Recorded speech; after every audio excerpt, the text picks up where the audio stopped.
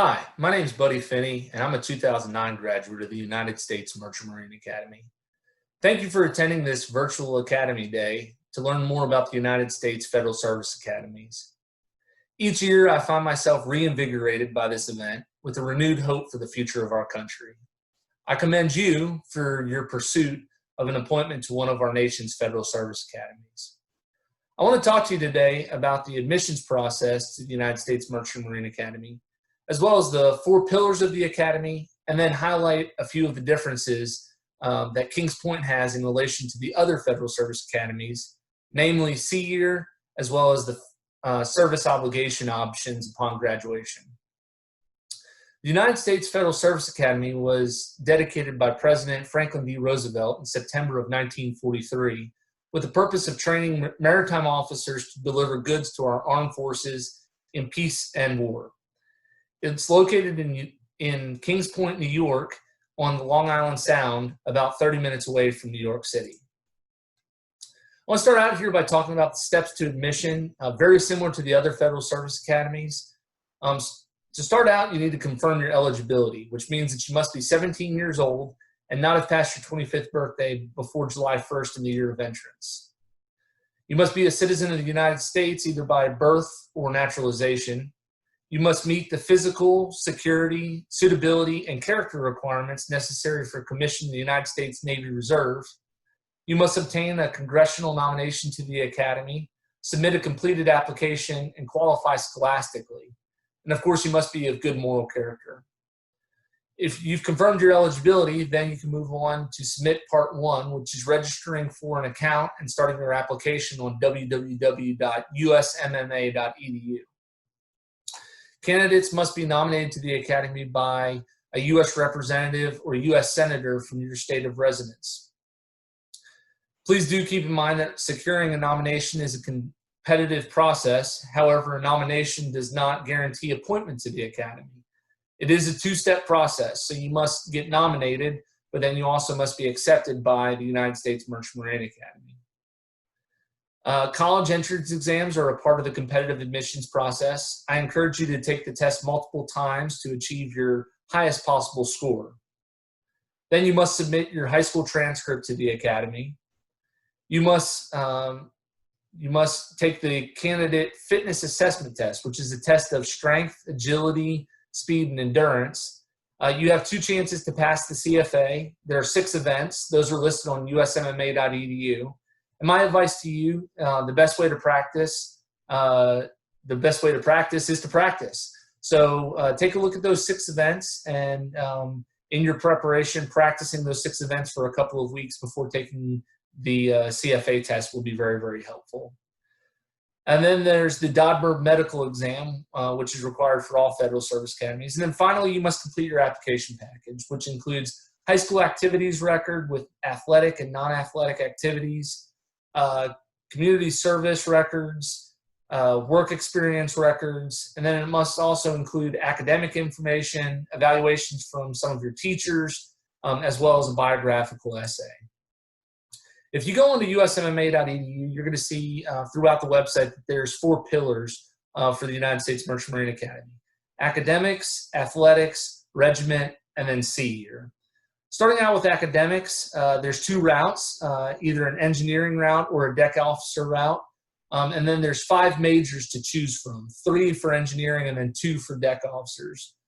For engineering, it's marine engineering systems, marine engineering and shipyard management, or marine engineering, which then focuses on shipboard engineering operations.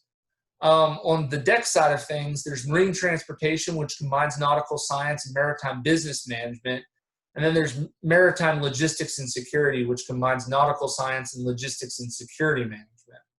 It's a rigorous academic program, very rigorous, because in order to obtain your bachelor's degree from the Academy, you must fit 4 years of classroom education into 3 through a trimester system, so that you can get hands-on experience during your Sea Year, which we'll talk about later. The next pillar is athletics, and Kings Point has a variety of Division III sports and intramural sports, as well as a regimental band and waterfront activities. The expectation is that midshipmen participate in extracurricular activities beyond the academic and regimental life. The next pillar is the regiment, which is an introduction to the military lifestyle, and like all the other Federal Service Academies, is one of the primary ways that leadership development occurs at the Academy. And then finally, the last pillar is Sea Year, which I wanted to touch on a little further because it's one of the unique aspects of Kings Point. In order to discuss and talk with you about Sea Year, I figured that I would tell you about my personal experience with Sea Year. You either go out as a deck or engine cadet. I was a deck cadet, so I was paired up with engine cadets during my Sea Year. And you go out with your sea partner, and you join maritime professionals that are sailing aboard vessel as their career. During your Sea Year, you have to commit to and complete a Sea Year project that you have to submit whenever you return back to the Academy, showing what you learned about your vessel and maritime operations during your Sea Year. And of course, one of the most unique and exciting parts of your Sea Year is traveling all over the world. Those three vessels that you see there in those pictures are the ships that I sailed on during my Sea Year. In the bottom left-hand corner, you see the Horizon Spirit, which is a 994-foot-long container ship. I flew to Oakland, California, and joined the vessel there. And then the route was Oakland, Honolulu, Guam, Hong Kong, Kaohsiung, Taiwan, Tacoma, Washington, and Oakland, California. It was about a 30 to 35-day run, and I did that 3 times before returning to the Academy. Spent a trimester at the Academy, and then flew to Singapore to join the ship in the top right-hand corner, which is the USNS Tippecanoe, a Navy replenishment ship, specifically replenishing fuel and jet fuel. And I joined that in Singapore. That vessel was in the middle of a shipyard period, so doing maintenance and repair. When we got done with the shipyard period, we went to Japan. Then we sailed to Brisbane, Australia, the Philippines, back to Japan, back to the Philippines, and then finally to Singapore, where I left that vessel and flew back to New York. Was on the training vessel Kings Pointer for a little while, and trained on that vessel for about a week and a half before flying to New Orleans to join the Keystone Cape Kennedy, which is a ro-ro vessel, roll-on, roll-off, as well as container ship. And it was in support of Operation Enduring Freedom. So joined it in New Orleans, went around to Jacksonville, Florida, Norfolk, went over through the Suez Canal to Bahrain, Kuwait, dropped off the tanks and containers that were aboard our vessel, picked up used equipment, and then we went around the Horn of Africa back to Norfolk, Virginia, where I left that vessel to complete my Sea Year. It was the experience of a lifetime, and I talk about it with family and friends frequently. I'm married. I have 2 kids. I talk about it with my daughter and my son as they see pictures in my office. And while it felt very unique, it's an Academy experience that every Academy graduate has in common from Kings Point. And so very unique experience that every graduate goes through. Another unique part of Kings Point is that you get 3 credentials upon graduation. Number 1 is that you get your Bachelor's of Science degree in one of those 5 majors we talked about before. Number 2 is that you get a U.S. Coast Guard license, which you've obtained by passing a U.S. Coast Guard licensing exam during your first class year, which qualifies you to be either a 3rd mate or a 3rd assistant engineer upon graduation. And then finally, you get an officer's commission in the U.S. Armed Forces.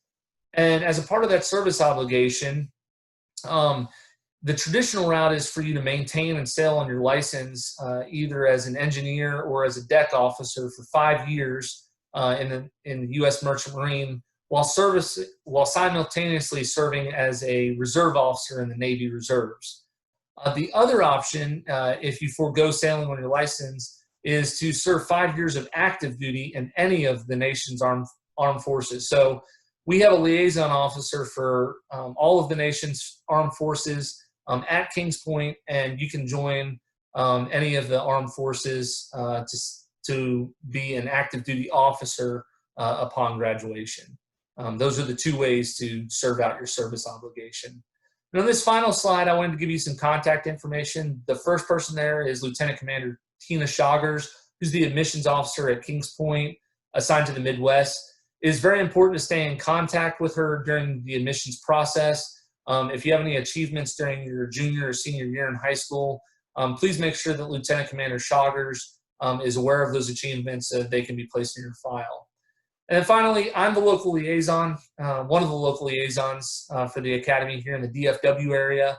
I'm available to answer any questions that you may have. My email is there on the screen.